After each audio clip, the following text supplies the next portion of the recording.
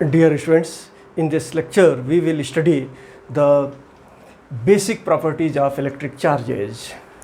Basic electric properties electric charges के क्या होते हैं, इससे पहले लेक्चर में हम लोगों ने स्टडी किया था कि what are the electric charges. यहाँ पे स्टडी करेंगे कि इसके इलेक्ट्रिक चार्जेज के बेसिक प्रॉपर्टीज़ क्या क्या हैं.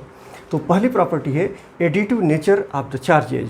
ये जो इलेक्ट्रिक चार्जेज होते हैं इनका जो नेचर होता है एडिटिव होता है. एडिटिव मीन्स जैसे masses of a body are additive in nature. Suppose that a body is consist of a number of particles of masses m1, m2, m3 up to mn. एक body है, ये body m1, m2,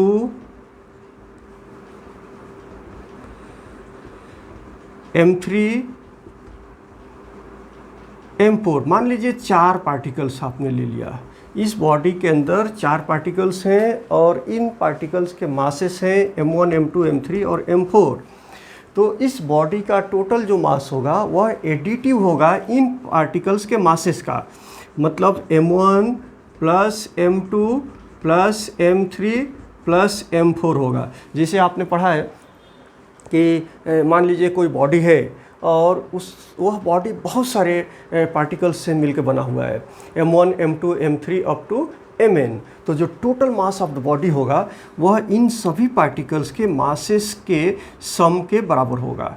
n particles हैं और first particle का मास m1 है, second particle का मास m2 है, third particle का मास m3 है, फोर्थ पार्टिकल का मास m4 है और nth पार्टिकल का मास mn है. तो ये बॉडी का जो मास होगा वह इन सभी पार्टिकल्स के मासेस के सम के बराबर होगा. मतलब यह एडिटिव होगा. लेकिन जब हम चार्ज की बात करते हैं, इलेक्ट्रिक चार्जेज की बात करते हैं, तो इलेक्ट्रिक चार्जेज पॉजिटिव भी होता है और नेगेटिव भी होता है. जबकि मास पॉजिटिव होता है तो यह जो एडिटिव सम हो, एडिशन होगा ऑल द मासेस का, यह पॉजिटिव ही होगा, नेगेटिव नहीं होगा. इसलिए कि मास नेगेटिव नहीं होगा तो इसका जो बॉडी का टोटल मास होगा वो पॉजिटिव होगा. मतलब m1 will be positive, m2 will be positive, m3 will be positive, m4 all the masses of different particles will be positive. But in case if you are studying the electric charges, जब हम electric charges की बात कर रहे हैं तो electric charges में जो चार्ज होता है वह चार्ज पॉजिटिव भी होता है और नेगेटिव भी होता है. जैसे मान लीजिए कि एक बॉडी है और इस बॉडी के ऊपर 2 चार्जेज जो हैं वो नेगेटिव हैं. तो इसका जो इसका जो टोटल चार्ज होगा इस बॉडी के ऊपर, इस बॉडी के ऊपर टोटल चार्ज कितना होगा, जिसे माइनस और माइनस तो 2 माइनस होगा, -2 हो जाएगा, -1 और -2. इसी तरह से इस पर एक और माइनस है तो ये 3 माइनस हो जाएगा. लेकिन जब इसके साथ एक प्लस भी आ रहा है तो 3 माइनस और 1 प्लस तो 2 माइनस हो जाएगा. और अगर 3 माइनस और 3 प्लस है तो इस बॉडी के ऊपर जो टोटल चार्ज होगा वो 0 होगा. तो in case electric charges negative भी होते हैं और इलेक्ट्रिक चार्ज कैसे होते हैं, पॉजिटिव भी होते हैं. तो इसका जो इसका जो सम होगा वह प्लस भी आ सकता है, माइनस भी आ सकता है और 0 भी आ सकता है. जैसे आपने देखा कि ये 3 नेगेटिव चार्जेज हैं और 1 पॉजिटिव चार्जेज हैं. तो इसका जो टोटल चार्ज होगा इस बॉडी के ऊपर, टोटल जो चार्ज होगा वो -2 हो जाएगा. ओके. और अगर 3 प्लस भी है और 3 माइनस भी है तो जो ये total charge on the body होगा वो 0 हो जाएगा. और अगर 3 माइनस और 5 प्लस है तो जो total charge on the body हो जाएगा वो +2 हो जाएगा. तो माइनस भी टोटल चार्ज हो सकता है, 0 भी टोटल चार्ज हो सकता है और +2 भी टोटल चार्ज हो सकता है. जिसे आपने पढ़ा है in case of atom. Atom किससे बना होता है, एटम जो इलेक्ट्रॉन, प्रोटॉन, न्यूट्रॉन से बना होता है. इलेक्ट्रॉन पे चार्ज नेगेटिव होता है, प्रोटॉन पे चार्ज पॉजिटिव होता है और न्यूट्रॉन पे चार्ज 0 होता है. लेकिन एटम के अंदर न्यूक्लियस एक होता है और न्यूक्लियस के सराउंडिंग रीजन में इलेक्ट्रॉन रिवॉल्व करते हैं। न्यूक्लियस में प्रोटॉन्स होते हैं और क्या होते हैं, न्यूट्रॉन्स होते हैं, और न्यूक्लियस के सराउंडिंग रीजन में इलेक्ट्रॉन्स रिवॉल्व करते हैं और इलेक्ट्रॉन पे चार्ज होता है -e। मान लीजिए कि किसी एटम के अंदर 2 प्रोटॉन्स हैं, 2 प्रोटॉन्स हैं, तो number of protons is equal to number of electrons, you know that. किसी भी एटम में जितने प्रोटॉन्स होते हैं उतने ही इलेक्ट्रॉन्स होते हैं, तो इसमें कुल कितने इलेक्ट्रॉन्स होंगे, 2 इलेक्ट्रॉन्स होंगे। प्रोटॉन्स पे चार्ज +2e हो जाएगा और इलेक्ट्रॉन पे चार्ज -2e हो जाएगा, और ये दोनों जब लेंगे तो due to additive nature of the charges total charge on the atom is equal to 0, means the atom will be neutral. Atom क्या हो जाएगा, न्यूट्रल हो जाएगा। तो इसी में कभी क्या होता है कि कभी इलेक्ट्रॉन अगर बाहर निकल गया, इसमें से इलेक्ट्रॉन बाहर निकल गया, 2 इलेक्ट्रॉन ऑलरेडी प्रेजेंट थे पहले से, और इसमें से एक इलेक्ट्रॉन बाहर निकल गया, तो फिर क्या हो जाएगा, डिसबैलेंस हो जाएगा। 2 प्रोटॉन हो गए और 1 इलेक्ट्रॉन हो गए, तो इसमें चार्ज क्या हो जाएगा, +e हो जाएगा, पॉजिटिव ये हो जाएगा। लेकिन बाय द वे अगर बाहर से इसमें इलेक्ट्रॉन आ गए, तो पहले से 2 इलेक्ट्रॉन थे और 1 इलेक्ट्रॉन और आ गया, तो इसमें इलेक्ट्रॉन 3 हो जाएंगे और 2 प्रोटॉन्स ऑलरेडी प्रेजेंट हैं, तो इस पर चार्ज क्या हो जाएगा, -e हो जाएगा, मतलब ये नेगेटिव हो जाएगा। तो it is very clear that the additive nature of the masses, you know that the total mass of a body is equal to sum of the masses of every particles of the body, और mass जो होता है वो negative नहीं होता है, तो sum of all the particles मतलब total mass of the body positive ही होता है। लेकिन जब हम चार्ज की बात करते हैं तो चार्ज नेगेटिव भी होते हैं और चार्ज पॉजिटिव भी होते हैं। तो additive nature of the charges के मुताबिक जब आप देखेंगे तो total charge on a body positive भी हो सकता है, नेगेटिव भी हो सकता है और 0 भी हो सकता है।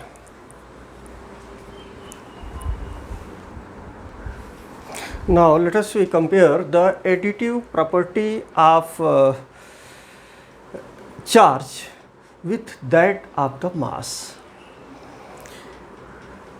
It is interesting to compare the additive property of charge with that of mass.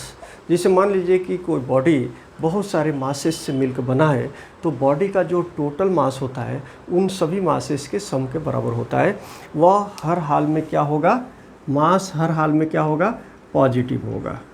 अब हम अगर चार्ज की बात करते हैं तो किसी बॉडी को आपने चार्ज दिया, वह चार्ज उस बॉडी के ऊपर यूनिफॉर्मली डिस्ट्रीब्यूट हो जाएगा और जो टोटल चार्ज होगा उस बॉडी पर वह उन सभी चार्जेज के अलजेब्राइक सम के बराबर होगा। तो ये जो total charge on the body जो होगा वह नेगेटिव भी हो सकता है और पॉजिटिव भी हो सकता है। समझ में आया? अभी हमने कंपेयर किया एडिटिव प्रॉपर्टी ऑफ मास को एडिटिव प्रॉपर्टी ऑफ चार्ज से। तो हमने एक बॉडी लिया, वह बॉडी बहुत सारे स्मॉल पार्टिकल से मिलकर बना है और बॉडी का जो टोटल मास होगा वह उन सभी पार्टिकल्स के मासेस के सम के बराबर होगा। तो पार्टिकल्स का मास क्या है, पॉजिटिव है। सभी पार्टिकल्स का मास क्या है, पॉजिटिव है। तो जो टोटल मास होगा वो पॉजिटिव ही होगा। लेकिन अगर हम किसी चार्ज की बात करते हैं, किसी बॉडी को हमने चार्ज दे दिया, अगर आपने पॉजिटिव चार्ज दिया तो ये पॉजिटिव चार्जेज इस पर डिस्ट्रीब्यूट होंगे, इस सरफेस पर, इस बॉडी के ऊपर, और जो एडिटिव सम होगा वो सभी चार्जेज के सम के बराबर होगा, total charge on a body. तो total charge on a body क्या हो जाएगा, पॉजिटिव हो जाएगा। लेकिन अगर इस पर हमने नेगेटिव चार्जेज दे दिया, नेगेटिव चार्जेज, तो क्या होगा, जो total charge on a body होगा वह नेगेटिव हो सकता है, नेगेटिव होगा। तो इससे हम ये देख रहे हैं कि जो चार्ज है वो पॉजिटिव भी है और नेगेटिव भी है, इसलिए यहाँ पे total charge on a body negative भी हो सकता है और पॉजिटिव भी हो सकता है। और दूसरी इम्पॉर्टेंट चीज़ इसमें ये है, जब हम कंपेयर करते हैं तो the total mass of an object is always positive, whereas the total charge may be positive, may be 0 or may be negative। जैसे कोई बॉडी है, चाहे वो कितने भी पार्टिकल्स से मिलकर बना है, उन सभी पार्टिकल्स का जो मास होता है वो पॉजिटिव ही होता है, इसलिए मास नेगेटिव होता नहीं है। तो total mass on the body क्या होगा, पॉजिटिव होगा। लेकिन अगर किसी सिस्टम को हमने पॉजिटिव चार्ज दे दिया, +2 चार्ज दे दिया और एक माइनस चार्ज दे दिया, तो इस पर जो टोटल चार्ज हो गया वो पॉजिटिव हो गया। लेकिन अगर इस पर +2 चार्ज दिया और -2 चार्ज भी दे दिया तो इस पर टोटल चार्ज क्या हो गया, 0 हो गया। और इसको +2 चार्ज दे दिया और 3 माइनस चार्जेज दे दिया तो इस पर जो टोटल चार्ज होगा नेगेटिव होगा। तो इस तरह से टोटल चार्ज ऑन ऑब्जेक्ट में बी पॉजिटिव, नेगेटिव और 0, but total mass of a body will be always positive. In basic properties of electric charges, the second point is the quantization of the charges. Quantization of the charges का मतलब क्या होता है? The minimum value of the electric charge on an electron E is equal to 1.6 into 10 to the power minus 19 coulomb. Minimum value of the electric charge is the charge on electron, and charge on electron is equal to 1.6 into 10 to the power minus 19 coulomb. This value, that is a minimum value of the charge which is on the electron, was determined by Millikan's oil drop experiment. ये जो value है electron पे जो charge है इसको मिल्कन्स oil drop experiment से determine किया गया, फाइंड आउट किया गया। मतलब इससे स्मॉल चार्ज नहीं होता है, ये स्मॉलेस्ट चार्ज है और इसलिए हम इसको कहेंगे, इसको एलिमेंट्री चार्ज बोलते हैं। That is called minimum value of the electric charge and this is called elementary charge.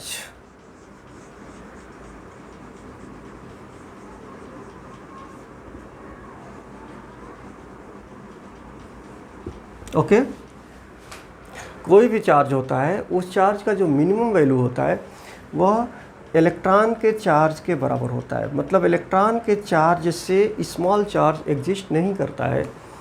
और इलेक्ट्रॉन पे चार्ज कितना होता है, 1.6 into 10 to the power minus 19 coulomb. और इस वैल्यू को डिटरमाइन किया गया मिल्कन ऑयल ड्रॉप एक्सपेरिमेंट के ज़रिए और फाइंड आउट किया गया कि इलेक्ट्रॉन पे चार्ज जो होता है वह 1.6 into 10 to the power minus 19 coulomb होता है और इसीलिए इसको एलिमेंट्री चार्ज कहा गया।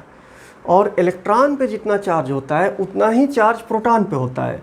Means charge on electron is same as a charge on proton. लेकिन इलेक्ट्रॉन पे जो चार्ज होता है वो नेगेटिव होता है और प्रोटॉन पे जो चार्ज होता है वो पॉजिटिव होता है। जैसे मान लीजिए कि कहीं पे भी 10 इलेक्ट्रॉन अगर डिपॉजिट हो गए, यहाँ पे 10 इलेक्ट्रॉन हमने रख दिया तो इस पे 10 इलेक्ट्रॉन का चार्ज आ जाएगा। मतलब -10 E जो चार्ज हो जाएगा और E की वैल्यू कितनी होगी, 1.6 into 10 to the power minus 19 coulomb. और कहीं से इलेक्ट्रॉन, जिसे न्यूट्रल बॉडी है, न्यूट्रल एटम्स हैं उसमें बने, किसी भी बॉडी के अंदर एटम्स होते हैं तो उस बॉडी के ऊपर चार्ज न्यूट्रल होगा, इसलिए कि एटम न्यूट्रल होता है। अगर वहाँ से 10 इलेक्ट्रॉन निकाल लिए, यहाँ से क्या किए, 10 इलेक्ट्रॉन बाहर निकाल दिए, तो अब इस पे 10 जो प्रोटॉन्स हैं वो डिसबैलेंस हो जाएंगे। तो इस पे जो चार्ज आएगा वह +10 E, और E वही ये एलिमेंट्री चार्ज है। और ये अगर प्रोटॉन की वजह से लेंगे तो हम पॉजिटिव होता है और इलेक्ट्रॉन अगर वहाँ पे एक्सेस होते हैं तो वह चार्ज क्या हो जाता है, नेगेटिव हो जाता है। ओके, तो दिस में भी जैसे ये आधा इलेक्ट्रॉन कहीं हो नहीं सकता है, हाफ इलेक्ट्रॉन नहीं हो सकता है, इसलिए कि ये बेसिक है। एक ही इलेक्ट्रॉन कहीं जाएगा या फिर कहीं से निकलेगा तो एक ही इलेक्ट्रॉन बाहर निकलेगा, या किसी बॉडी के ऊपर बाहर से इलेक्ट्रॉन आता है तो एक ही इलेक्ट्रॉन आएगा। तो अगर एक इलेक्ट्रॉन निकल गया तो एक प्रोटॉन एक्सेस हो गया और एक इलेक्ट्रॉन आ गया तो एक इलेक्ट्रॉन एक्सेस हो गया। तो ये जो एक्सचेंज होता है चार्जेज का वह इंटीजर में होगा। जैसे 10 इलेक्ट्रॉन बाहर निकल गए, 20 इलेक्ट्रॉन बाहर निकल गए, 50 इलेक्ट्रॉन बाहर निकल गए, 1 लाख इलेक्ट्रॉन बाहर निकल गए, लेकिन ये कंप्लीट नंबर में होगा, इंटीजर में होगा, फ्रैक्शन में नहीं होगा। तो इसलिए हम कह सकते हैं कि जो चार्ज होगा किसी बॉडी के ऊपर वह चार्ज किस फॉर्म में होगा?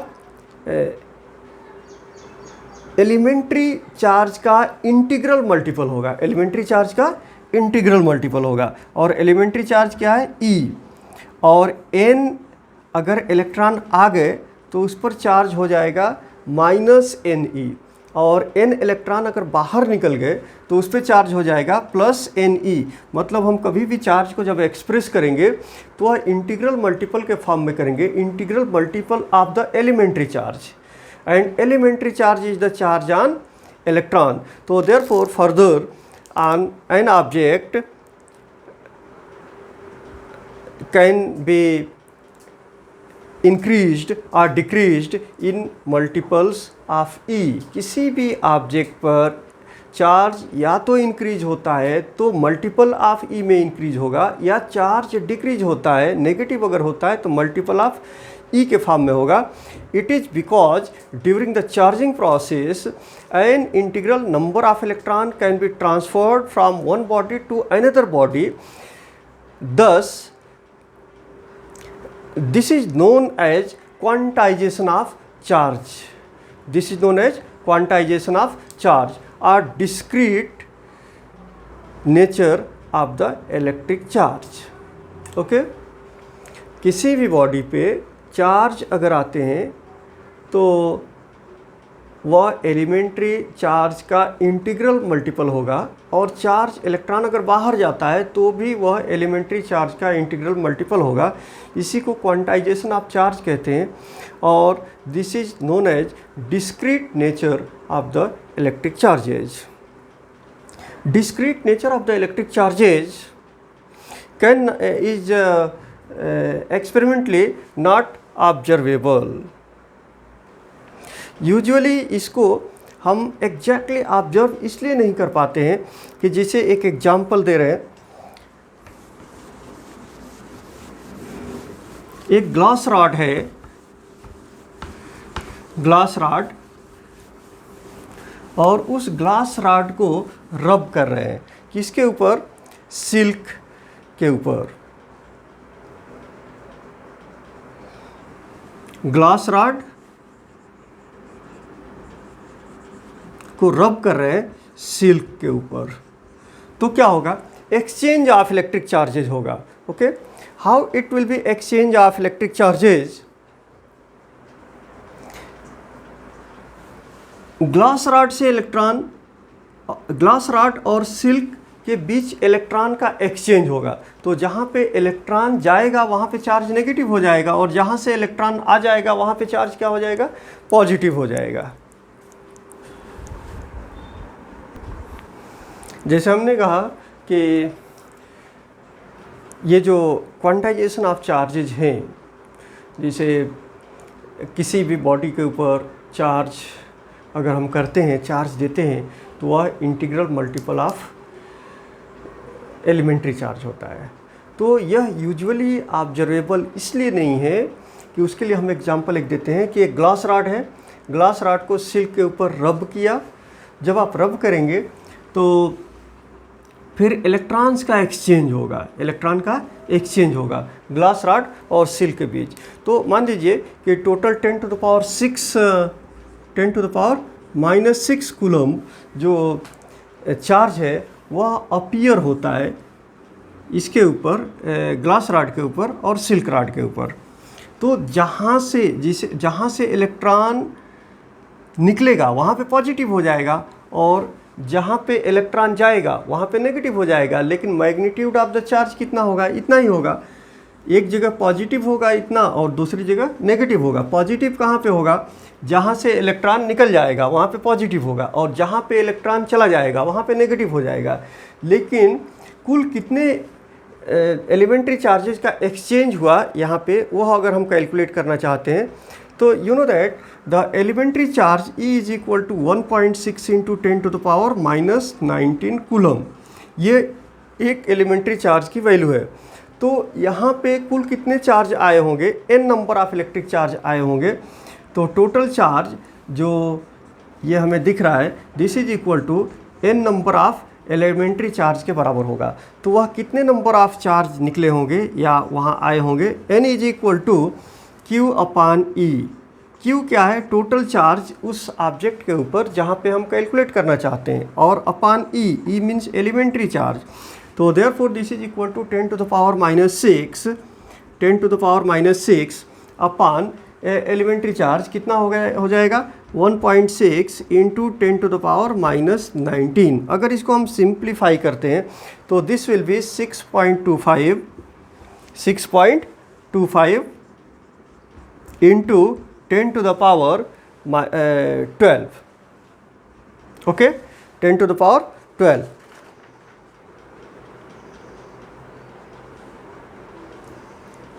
मतलब 6.25 into 10 to the power 12 elementary charges यहाँ से ट्रांसफ़र हुए, एक जगह एक ऑब्जेक्ट से दूसरे ऑब्जेक्ट पे आ गए। तो ये बहुत बड़ी क्वांटिटी है और इसको हम इजीली ऑब्जर्व नहीं कर सकते हैं। तो अगर हम ऑब्जर्व करते हैं तो वेरिएशन ऑफ चार्जेज मिला, बहुत बड़ा वेरिएशन मिलेगा, एग्जैक्ट वैल्यू नहीं मिल पाएगा। और एग्जैक्ट वैल्यू कितना है 6.25 इंटू 10 टू पावर 12। तो हम अगर ऑब्जर्व करेंगे तो वह एग्जैक्ट वैल्यू नहीं मिल पाएगा, इसलिए नहीं मिल पाएगा कि यह बहुत बड़ी क्वांटिटी है। तो due to this reason usually the quantization of the charges are not observed.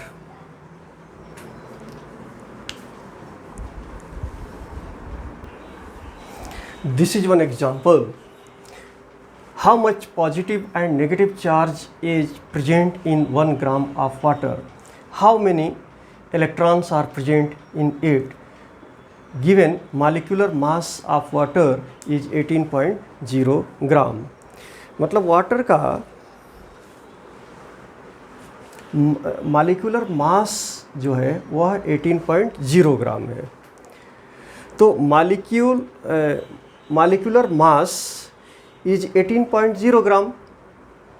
So that means the number of molecules in 18.0 gram, solution आप यहाँ देखेंगे, molecular mass of water दिया हुआ है।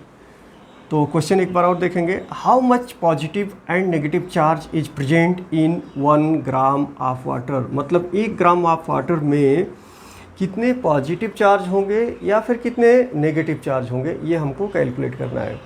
1 ग्राम ऑफ वाटर में कितने पॉजिटिव और negative charges होंगे, ये हमको कैलकुलेट करना है। How many electrons are present in it, इसमें कुल कितने, किसमें 1 ग्राम ऑफ वाटर में कुल कितने इलेक्ट्रॉन प्रेजेंट होंगे। इसके साथ ये दिया हुआ है कि molecular mass of water is 18.0 gram. It means that the number of molecules in 18 gram of water, number of molecules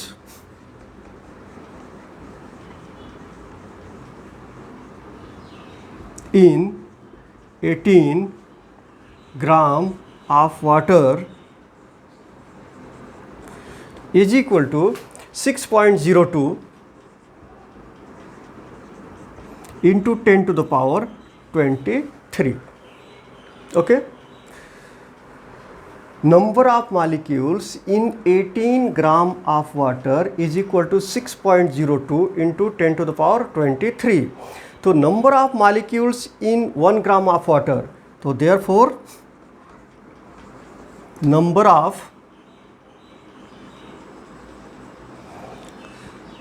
molecules in 1 gram of water, ये 18 ग्राम में इतने मॉलिक्यूल्स हैं, तो 1 ग्राम में कितने होंगे, इसको हम 18 से डिवाइड कर देंगे। तो 6.02 into 10 to the power 23 upon 18।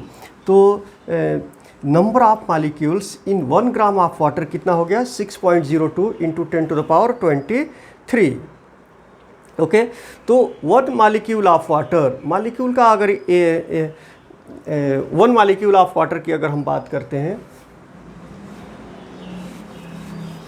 1 molecule of water, तो 1 मॉलिक्यूल ऑफ वाटर का मतलब ये हो गया H2O। 1 मॉलिक्यूल ऑफ वाटर,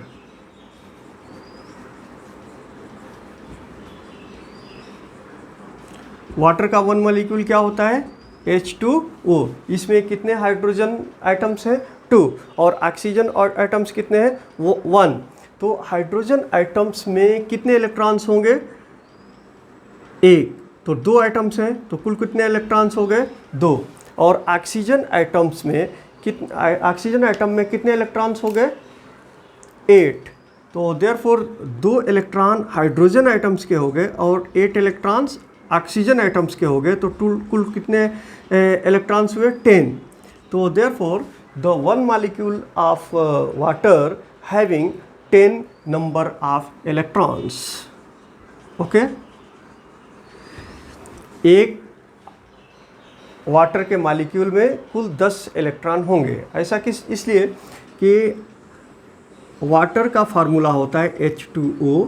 इसमें 2 एटम्स हैं हाइड्रोजन के और 1 एटम है ऑक्सीजन का। तो हाइड्रोजन के एटम में 1 इलेक्ट्रॉन होता है, यहाँ 2 एटम्स हैं इसलिए 2 इलेक्ट्रॉन होंगे। ऑक्सीजन के एटम में 8 इलेक्ट्रॉन्स होते हैं, इसलिए H2O में टोटल इलेक्ट्रॉन्स कितने हो गए? 10 इलेक्ट्रॉन्स हो गए। Okay,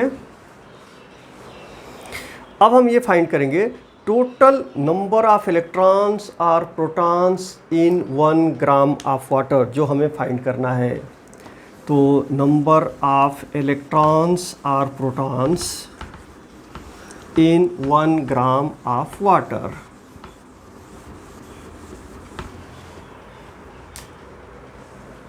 total number of electrons और प्रोटॉन्स, इसलिए कि जितने इलेक्ट्रॉन्स होंगे उतने ही प्रोटॉन्स होंगे। In 1 gram of water, 1 gram of water is equal to कितना होगा? 6.02 इंटू 10 टू द पावर 23। अब इसको हम 18 से डिवाइड करेंगे। 18 से डिवाइड जो हमने पहले फाइंड किया था, इंटू 10 इसलिए कि एक मॉलिक्यूल में ये टोटल निकल गए क्या? 1 ग्राम ऑफ वाटर में कुल कितने मॉलिक्यूल्स होंगे? तो 1 ग्राम ऑफ वाटर में जो मॉलिक्यूल्स होंगे वो 6.02 into 10 to the power 23 upon 18 होंगे। इतने मॉलिक्यूल्स हो गए। और एक मॉलिक्यूल में 10 इलेक्ट्रॉन्स हैं, तो इतने मॉलिक्यूल्स में कितने होंगे? 10 से हम मल्टीप्लाई कर देंगे। मल्टीप्लाई करने के बाद जब हम इसको सिंप्लीफाई करेंगे तो हमारा आंसर मिलेगा 3.34 इंटू 10 टू द पावर 23। तो इतने इलेक्ट्रॉन्स होंगे कितने में? 1 ग्राम ऑफ वाटर में। और जितने इलेक्ट्रॉन्स होंगे उतने ही प्रोटॉन्स होंगे। तो इसलिए हम कह सकते हैं कि टोटल पॉजिटिव चार्ज कितना हो जाएगा? टोटल पॉजिटिव चार्ज कुल कितने प्रोटॉन्स हो गए? 3.34 इंटू 10 टू द पावर 23, इतने प्रोटॉन्स हो गए। तो टोटल पॉजिटिव चार्ज कितना? Into charge on proton. और चार्ज ऑन प्रोटॉन क्या होता है? पॉजिटिव होता है। तो चार्ज ऑन प्रोटॉन की वैल्यू हम यहाँ पे रखेंगे, और charge on proton is equal to 1.6 into 10 to the power -19। तो therefore how much charge on proton will be? तो 3.34 into 10 to the power 23 into charge on proton, that is 1.6 into 10 to the power -19 coulomb. जब इसको हम simplify करेंगे तो ये मिल जाएगा 5.35 into 10 to the power 4 coulomb. 10 to the power 4 coulomb. इतना पॉजिटिव चार्ज आ जाएगा। इतना क्या हो जाएगा? पॉजिटिव चार्ज आ जाएगा। लेकिन नेगेटिव चार्ज कितना होगा? इतना ही नेगेटिव चार्ज होगा, इसलिए कि उतने ही इलेक्ट्रॉन होंगे, जितने प्रोटॉन हैं उतने इलेक्ट्रॉन्स हैं। तो इतना तो पॉजिटिव चार्ज हो गया और इतना ही नेगेटिव चार्ज हो जाएगा। तो इस तरह से वाटर क्या होगा?